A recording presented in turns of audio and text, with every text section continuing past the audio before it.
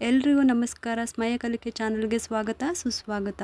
ಇವತ್ತಿನ ವಿಡಿಯೋದಲ್ಲಿ ನಾವು ಒಂದು ಸೈಟ್ ತೊಗೋಬೇಕು ಅಂದರೆ ಏನು ಮಾಡಬೇಕು, ಯಾವ ದೇವಸ್ಥಾನಕ್ಕೆ ಹೋಗಬೇಕು, ಯಾವ ರೀತಿ ನಾವು ಪ್ರಾರ್ಥನೆ ಮಾಡ್ಕೋಬೇಕು, ಯಾವ ರೀತಿ ಪೂಜೆ ಮಾಡಿಸ್ಬೇಕು. ಏಕೆಂದರೆ ಹೆಣ್ಣು ಹೊನ್ನು ಮಣ್ಣು ಋಣ ಇದ್ದವ್ರಿಗೆ ಮಾತ್ರನೇ ಹೊಲಿಯೋದು. ಹಾಗಾಗಿ ಇದಕ್ಕೋಸ್ಕರ ಸಾಕಷ್ಟು ಪ್ರಯತ್ನ ಪಟ್ಟರೂ ಕೂಡ ಕೆಲವ್ರಿಗೆ ತೊಗೊಳೋಕ್ಕೆ ಆಗೋದೇ ಇಲ್ಲ.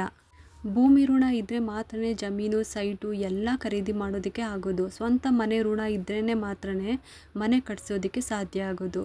ಆ ಮನೆಯಲ್ಲಿ ನೆಮ್ಮದಿಯಾಗಿ ವಾಸ ಮಾಡೋದಕ್ಕೆ ಆಗೋದು. ಹಾಗಾದರೆ ಇದಕ್ಕೋಸ್ಕರ ಏನು ಮಾಡಬೇಕು?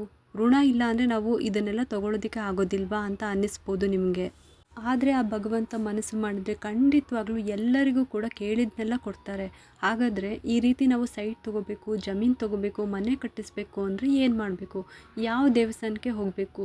ಈಗಾಗಲೇ ಸಾಕಷ್ಟು ವಿಡಿಯೋಗಳನ್ನ ಇದ್ದರೆ ನೀವು ಕೂಡ ಸಾಕಷ್ಟು ವಿಚಾರಗಳನ್ನು ತಿಳ್ಕೊಂಡಿರ್ತೀರ. ಕೆಲವೊಂದು ಸಣ್ಣ ಪುಟ್ಟ ವಿಚಾರಗಳನ್ನ ನಾನು ನಿಮಗೆ ತಿಳಿಸ್ಕೊಡ್ತಾ ಇದ್ದೀನಿ. ನಾವು ಈ ದೇವಸ್ಥಾನಕ್ಕೆ ಹೋಗಿ ಪೂಜೆ ಮಾಡಿಸ್ಕೊಂಡು ಬಂದ್ವಿ. ಈ ವಿಡಿಯೋ ಕೂಡ ಖಂಡಿತ ನಿಮಗೆ ಉಪಯೋಗ ಆಗುತ್ತೆ. ಯಾವ ದಿನ ನಾವು ಈ ದೇವಸ್ಥಾನಕ್ಕೆ ಹೋಗಬೇಕು, ಯಾವ ರೀತಿ ಪೂಜೆ ಮಾಡಿಸ್ಬೇಕು, ಅಲ್ಲಿಂದ ಬಂದ ನಂತರ ಯಾವ ನಿಯಮನ ಪಾಲಿಸಬೇಕು, ಇದಿಷ್ಟನ್ನು ನಾವು ಸರಿಯಾಗಿ ಮಾಡಿಬಿಟ್ರೆ ಖಂಡಿತವಾಗ್ಲೂ ಜಾಗಕ್ಕೆ ಹೋಗಿ ಬಂದವರು ಎಲ್ಲರಿಗೂ ಕೂಡ ಅವರ ಆಸೆ ಈಡೇರುತ್ತೆ. ಏನು ಬೇಡಿಕೆ ಇತ್ತೋ ಈಡೇರಿದೆ. ಹಾಗಾಗಿ ಹೇಳ್ತಾ ಇದ್ದೀನಿ, ವಿಡಿಯೋನ ಸಂಪೂರ್ಣವಾಗಿ ನೋಡಿ ತಿಳ್ಕೊಳ್ಳಿ. ಸೈಟು ಜಮೀನು ಮನೆಗಳನ್ನ ತೊಗೋಬೇಕು ಅಂತ ಮಾತ್ರನೇ ಅಲ್ಲ, ನೀವಾಗೆ ಮಾರಬೇಕು ಅಂದ್ಕೊಂಡಿರ್ತೀರ, ಸರಿಯಾದ ಬೆಲೆ ಬರ್ತಾ ಇರಲ್ಲ, ಅಥವಾ ಕೆಲವೊಂದಿಷ್ಟು ಸಮಸ್ಯೆಗಳಿಂದ ಸೇಲ್ ಆಗ್ತಾ ಇರಲ್ಲ, ಅಥವಾ ನೀವು ಇಷ್ಟಪಟ್ಟಿರುವಂಥ ಜಾಗನೇ ಆಗಿರ್ಬೋದು ತೊಗೋಬೇಕು ಅಂದರೂ ಕೂಡ ದೇವಸ್ಥಾನಕ್ಕೆ ಹೋಗಿ ಬರೋದ್ರಿಂದ ಖಂಡಿತವಾಗ್ಲೂ ಅದು ಸಾಧ್ಯ ಆಗುತ್ತೆ. ಮಾರೋದಕ್ಕೆ ತೊಗೊಳೋದಕ್ಕೆ ಆ ಜಾಗದಲ್ಲಿ ಏನೇ ಸಮಸ್ಯೆಗಳಿದ್ರೂ ನಿವಾರಣೆ ಆಗೋದಕ್ಕೆ ಕೂಡ ಪರಿಹಾರ ಸಿಗುತ್ತೆ.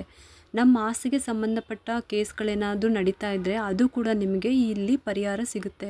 ಅದು ಯಾವ ದೇವಸ್ಥಾನ ಅಂತ ಅಂದರೆ ಕಲ್ಲಹಳ್ಳಿಲಿರುವಂಥ ಭೂವರ ಸ್ವಾಮಿ ದೇವಸ್ಥಾನ. ಬೆಂಗಳೂರಿನಿಂದ ಸುಮಾರು 180 ಕಿಲೋಮೀಟರ್ ಇದೆ. ನಿಮಗೆ ಸ್ಯಾಟಲೈಟ್ನಿಂದ ಬೆಳಗ್ಗೆ 7:30ಕ್ಕೆ ಡೈರೆಕ್ಟ್ ಬಸ್ ಸಿಗುತ್ತೆ. ಅದು ಮಿಸ್ ಆದರೆ ನೀವು ಅಲ್ಲಿಂದ ಪಾಂಡವಪುರಕ್ಕೆ ಹೋಗಬೇಕು. ಆಮೇಲೆ ಅಲ್ಲಿಂದ ಆಟೋ ಮಾಡಿಕೊಂಡು ದೇವಸ್ಥಾನಕ್ಕೆ ಹೋಗಬೇಕಾಗುತ್ತೆ. ಅಲ್ಲಿಂದ ಡೈರೆಕ್ಟ್ ಬಸ್ಗಳು ಸಹ ಸಿಗೋದಿಲ್ಲ, ತುಂಬ ಹೊತ್ತು ಕಾಯಬೇಕಾಗುತ್ತೆ. ಬುಧವಾರ ಮತ್ತು ಭಾನುವಾರ ತುಂಬಾ ಒಳ್ಳೆ ದಿನ ಈ ದೇವಸ್ಥಾನಕ್ಕೆ ಹೋಗೋದಕ್ಕೆ. ಅದರಲ್ಲೂ ಕೂಡ ರೇವತಿ ನಕ್ಷತ್ರ ಇರುವಂಥ ದಿನ ನೀವು ಈ ದೇವಸ್ಥಾನಕ್ಕೆ ಹೋಗೋದ್ರಿಂದ ನಿಮಗೆ ಬೇಡಿಕೆ ಏನೇ ಇದ್ದರೂ ಕೂಡ ತುಂಬ ಬೇಗನೆ ಈಡೇರುತ್ತೆ. ಈ ಒಂದು ದೇವಸ್ಥಾನದಲ್ಲಿ ರೇವತಿ ನಕ್ಷತ್ರ ಇರೋ ದಿನ ಮತ್ತು ಶನಿವಾರದ ದಿನಗಳಲ್ಲಿ ವಿಶೇಷ ಪೂಜೆಗಳಿರುತ್ತೆ. ಈ ದೇವಸ್ಥಾನಕ್ಕೆ ಹೋಗೋಕ್ಕಿಂತ ಮೊದಲು ನೀವು ಇನ್ನೊಂದು ಕೆಲಸ ಮಾಡಲೇಬೇಕು. ಏನಂದರೆ, ಈಗ ನಮ್ಮ ಜಾತಕದಲ್ಲಿ ಏನಾದರೂ ಭೂದೋಷಗಳಿದ್ದರೆ, ರಾಹುದೇಶ ನಡೀತಾ ಇದ್ದರೆ, ಸರ್ಪದೋಷಗಳು ಪಿತೃದೋಷಗಳು ಇದ್ದರೆ ಖಂಡಿತವಾಗ್ಲೂ ಭೂಮಿ ಯೋಗ ಅಂತೂ ಇರೋದೇ ಇಲ್ಲ. ಸ್ವಂತ ಮನೆ ಯೋಗ ಕೂಡ ಬರೋದೇ ಇಲ್ಲ.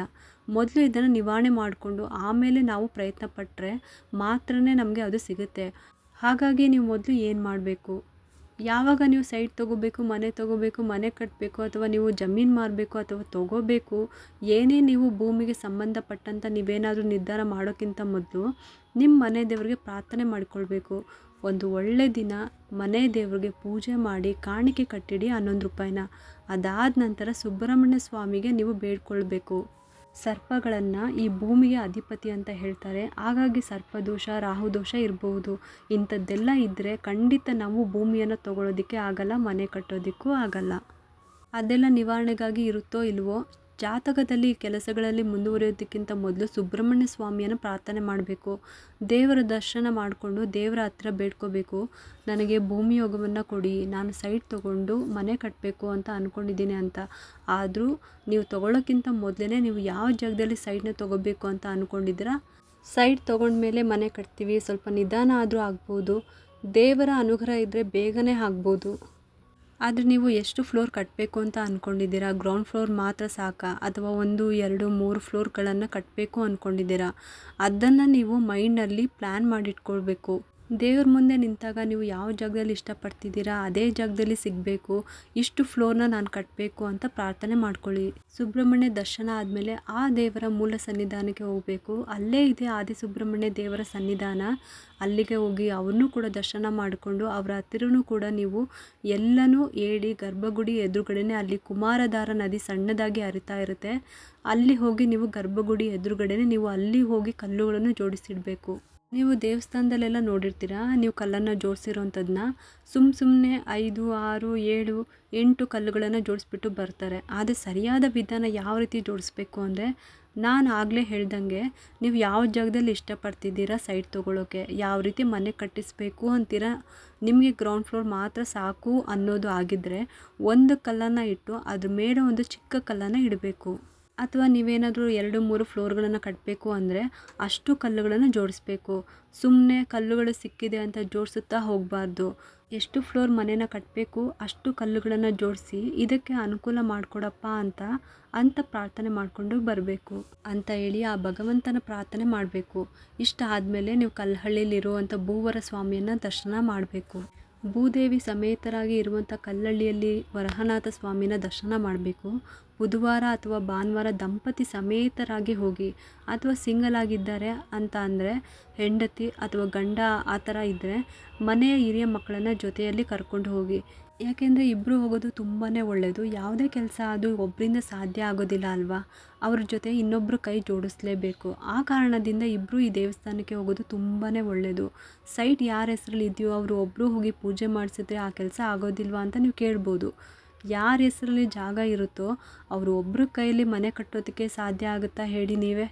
ಹಾಗಾಗಿ ಇಬ್ಬರು ದೇವಸ್ಥಾನಕ್ಕೆ ಹೋಗಿ ಪೂಜೆ ಮಾಡಿಸ್ಕೊಂಡು ಪ್ರಾರ್ಥನೆ ಮಾಡಿಕೊಂಡು ಬರಬೇಕು. ಮೊದಲು ಗರ್ಭಗುಡಿಗೆ ಹೋಗಬೇಕು. ಪ್ರಾರ್ಥನೆ ಮಾಡಿ ಅರ್ಚನೆ ಮಾಡಿಸಿ ನಿಮ್ಮ ಬೇಡಿಕೆಗಳನ್ನ ಬೇಡಿಕೊಂಡು ಗರ್ಭಗುಡಿಯ ಬಲಭಾಗದಲ್ಲಿ ಮಣ್ಣನ್ನು ಇಟ್ಟಿರ್ತಾರೆ, ಮಣ್ಣಿನ ರಾಶಿನ ಹಾಕಿರ್ತಾರೆ, ಇಟ್ಟಿಗೆಗಳನ್ನು ಜೋಡಿಸಿರ್ತಾರೆ. ಸೈಟ್ ತೊಗೋಬೇಕು ಅಂದ್ಕೊಂಡಿರೋರು ಇಲ್ಲಿಂದ 3 ಹಿಡಿ ಮಣ್ಣನ್ನು ತೊಗೋಬೇಕು. ಆ ಮಣ್ಣನ್ನು 3 ಹಿಡಿ ಮಣ್ಣನ್ನು ತೊಗೊಂಡು ಅಲ್ಲಿ ಕೂಡ ಪ್ಲಾಸ್ಟಿಕ್ ಕವರ್ ಕೂಡ ಕೊಡ್ತಾರೆ. ನೀವು ಮನೆಯಿಂದಲೇ ಒಂದು ಬ್ಯಾಗ್ನ ತೊಗೊಂಡೋದ್ರೆ ಒಳ್ಳೆಯದು. ಯಾಕೆಂದರೆ ಸುಮಾರು ಜನ ಅಲ್ಲಿನೇ ಕವರ್ ತೊಗೊಂಡು ಮಣ್ಣನ್ನು ತುಂಬಿಸಿ ಇಟ್ಟಿರ್ತಾರೆ. ಯಾರ್ದು ಯಾವ ಕವರು ಅನ್ನೋದೇ ಖಂಡಿತ ಗೊತ್ತಾಗೋದಿಲ್ಲ. ಹಾಗಾಗಿ ಹೇಳ್ತಾ ಇದ್ದೀನಿ, ನೀವು ಮನೆಯಿಂದಲೇ ಬ್ಯಾಗ್ಗಳನ್ನ ತೊಗೊಂಡು ಹೋದರೆ ನಿಮ್ಮ ಬ್ಯಾಗ್ನ ನೀವು ವಾಪಸ್ ತೊಗೊಂಬರ್ಬೇಕು, ತುಂಬ ಒಳ್ಳೆಯದಾಗುತ್ತೆ. ಮನೆ ಕಟ್ಟಬೇಕು ಅಂತ ಅಂದ್ಕೊಂಡಿರೋರು 2 ಇಟ್ಟಿಗೆನ ತೊಗೊಂಡು ಪೂಜೆ ಮಾಡಿಸ್ಬೇಕು. ಇದಕ್ಕೆ ಮಾತ್ರ ಟಿಕೆಟ್ನ ತೊಗೋಬೇಕಾಗುತ್ತೆ. ಮಣ್ಣು ಮತ್ತು ಇಟ್ಟಿಗೆನ ಪೂಜೆ ಮಾಡಿಸುವ ಸಲುವಾಗಿ ಇಲ್ಲಿ ಎಲ್ಲನೂ ಇಟ್ಟು ಪೂಜೆ ಮಾಡಿಸಿ ತೀರ್ಥವನ್ನು ಹಾಕಿ ಕೊಡ್ತಾರೆ. ಇಟ್ಟಿಗೆ ಮತ್ತು ಮಣ್ಣನ್ನು ಕೈಯಲ್ಲಿ ಇಟ್ಕೊಂಡು ನೀವು ಗರ್ಭಗುಡಿಯ ಸುತ್ತ 12 ಪ್ರದಕ್ಷಿಣೆನ ಹಾಕಬೇಕು. ಈ ಮಂತ್ರವನ್ನು ಹೇಳ್ಕೊಳ್ತಾ 12 ಪ್ರದಕ್ಷಿಣೆನ ಹಾಕಬೇಕು. ಕೆಲವರು ತುಂಬ ಬಿಸಿಲಿರುತ್ತೆ, ಅದಕ್ಕೆ ನಮಗೆ ಅಷ್ಟೊಂದು ಪ್ರದಕ್ಷಿಣೆ ಹಾಕೋದಕ್ಕೆ ಆಗಲ್ಲ ಅಂತ ಅನ್ನೋರು ನೀವು 3 ಅಥವಾ 5 ಪ್ರದಕ್ಷಿಣೆನ ಹಾಕಿ ಅಲ್ಲೇ ಕೂತ್ಕೊಂಡು ಅಲ್ಲೇ 12 ಸಲ ಈ ಮಂತ್ರನ ಹೇಳ್ಕೋಬೇಕು. ಮಣ್ಣು ಮತ್ತು ಇಟ್ಟಿಗೆನ ಏನು ಪೂಜೆ ಮಾಡಿಸಿರ್ತೀರೋ ಅದನ್ನು ಕೈಯಲ್ಲೇ ಇಟ್ಕೊಂಡ್ಬಿಟ್ಟು ಪ್ರದಕ್ಷಿಣೆ ಹಾಕಬೇಕು. ಆದರೆ 12 ಪ್ರದಕ್ಷಿಣೆ ಹಾಕೋದು ತುಂಬಾ ಒಳ್ಳೆಯದು. ಭೂವರ ಸ್ವಾಮಿಯ ಫೋಟೋವನ್ನು ಅಲ್ಲೇ ಫ್ರೀಯಾಗಿ ಕೊಡ್ತಾರೆ. ತಪ್ಪದೇ ನೀವು ಅದನ್ನು ಮನೆಗೆ ತೊಗೊಂಡು ಬರಬೇಕು. ಈಗ ಅಲ್ಲಿ ಊಟದ ವ್ಯವಸ್ಥೆ ಕೂಡ ಮಾಡಿದ್ದಾರೆ. ಹಾಗಾಗಿ ಪೂಜೆ ಎಲ್ಲ ಆದಮೇಲೆ ನೀವು ಪ್ರಸಾದನೂ ಕೂಡ ಸ್ವೀಕರಿಸ್ಕೊಂಡು ಡೈರೆಕ್ಟಾಗಿ ಮನೆಗೆ ಬರಬೇಕು. ನೀವೇನು ಮಣ್ಣು ಮತ್ತು ಇಟ್ಟಿಗೆನ ಕೊಟ್ಟು ಪೂಜೆ ಮಾಡಿಸಿರ್ತೀರೋ ಅದನ್ನು ತೊಗೊಂಡು ಡೈರೆಕ್ಟಾಗಿ ಮನೆಗೆ ಬರಬೇಕು. ಬೇರೆ ಬೇರೆ ದೇವಸ್ಥಾನಗಳೆಲ್ಲ ಸುತ್ತಾಡ್ಕೊಂಡು ಬರೋದೇ ಆಗಿರ್ಬೋದು, ಹೋಗೋದೇ ಆಗಿರ್ಬೋದು, ಅದನ್ನೆಲ್ಲ ಮಾಡಬಾರ್ದು. ಚೆನ್ನಾಗಿ ನೆನ್ಪಿಟ್ಕೊಳ್ಳಿ. ಸೈಟ್ ತೊಗೋಬೇಕು ಅಂತ ಅಂದ್ಕೊಂಡಿರೋರು ಇಲ್ಲಿ ಮಣ್ಣನ್ನು ತೊಗೊಂಡು ಪೂಜೆ ಮಾಡಿಸ್ಬೇಕು. ಇಟ್ಟಿಗೆನ ಮನೆ ಕಟ್ಟಬೇಕು ಅಂತ ಅಂದ್ಕೊಂಡಿರೋರು ಇಟ್ಟಿಗೆ ತೊಗೊಂಡು ಪೂಜೆ ಮಾಡಿಸ್ಬೇಕು. ನಮ್ಮ ಹತ್ತಿರ ದುಡ್ಡು ರೆಡಿ ಇದೆ, ಸೈಟು ರೆಡಿ ಇದೆ, ಇನ್ನೇನು ಕಟ್ಟೋದಕ್ಕೆ ಶುರು ಮಾಡ್ತೀವಿ ಅನ್ನೋದಿದ್ರೆ ಮಣ್ಣು ಮತ್ತು ಇಟ್ಟಿಗೆನ ಎರಡನ್ನೂ ಕೂಡ ತೊಗೋಬೇಕು. ನಂತರ ಪೂಜೆ ಮಾಡಿಸಿ ನಂತರ ಮನೆಗೆ ತೊಗೊಂಡು ಬಂದು 48 ದಿನ ಎರಡಕ್ಕೂ ಪೂಜೆ ಮಾಡಬೇಕು. ಇದನ್ನು ಮನೆಗೆ ತಂದಮೇಲೆ ಯಾವ ರೀತಿ ಪೂಜೆ ಮಾಡಬೇಕು, ಯಾವ ಮಂತ್ರ ಹೇಳಬೇಕು, ಎಷ್ಟು ಸಲ ಹೇಳಬೇಕು, ಎಷ್ಟು ದಿನ ಪೂಜೆ ಮಾಡಬೇಕು, ಪೂಜೆ ಮಾಡುವಂಥ ಸಮಯದಲ್ಲಿ ಯಾವ್ಯಾವ ನಿಯಮಗಳನ್ನ ಪಾಲಿಸಬೇಕು. ನೀವು 48 ದಿನ ಪೂಜೆ ಮಾಡಿದ ಮೇಲೆ ಈ ಮಣ್ಣು ಮತ್ತು ಇಟ್ಟಿಗೆನ ಏನು ಮಾಡಬೇಕು, ಈ ಸಂಪೂರ್ಣ ಮಾಹಿತಿನ ನಾನು ಆಲ್ರೆಡಿ ವಿಡಿಯೋ ಮಾಡಿಟ್ಟಿದ್ದೀನಿ. ಆ ವಿಡಿಯೋನ ಒಂದ್ಸಲಿ ನೋಡಿ. ತುಂಬ ಜನಕ್ಕೆ ಈ ಪೂಜೆ ಫಲ ಯಾಕೆ ಸಿಗ್ತಾ ಇಲ್ಲ ಅಂದರೆ ಕೆಲವರು ಮಾಡುವಂಥ ಒಂದು ತಪ್ಪಿನಿಂದ ಪ್ರಾರಂಭದಿಂದ ಕೊನೆಯವರೆಗೂ ಕ್ರಮಬದ್ಧವಾಗಿ ನಡ್ಕೊಂಡು ಬಂದು ಕೊನೆಯಲ್ಲಿ ಮಾಡುವಂಥ ಸಣ್ಣ ತಪ್ಪಿನಿಂದ ಪೂಜೆ ಫಲ ಸಿಗೋದಿಲ್ಲ. ಹಾಗಾಗಿ ಯಾವ ರೀತಿ ನಾವು ಮನೆಯಲ್ಲಿ ಪೂಜೆ ಮಾಡಬೇಕು, ಪೂಜೆ ಆದಮೇಲೆ ಮಣ್ಣು ಮತ್ತು ಇಟ್ಟಿಗೆನ ಏನು ಮಾಡಬೇಕು ಅಂತ ಸಂಪೂರ್ಣ ಮಾಹಿತಿನ ನಾನು ಆಲ್ರೆಡಿ ವಿಡಿಯೋ ಮಾಡಿದ್ದೀನಿ. ಆ ವಿಡಿಯೋನ ಡಿಸ್ಕ್ರಿಪ್ಷನ್ ಬಾಕ್ಸ್ನಲ್ಲಿ ಕೊಟ್ಟಿರ್ತೀನಿ, ಒಂದ್ಸಲಿ ಚೆಕ್ ಮಾಡಿ ನೋಡಿ.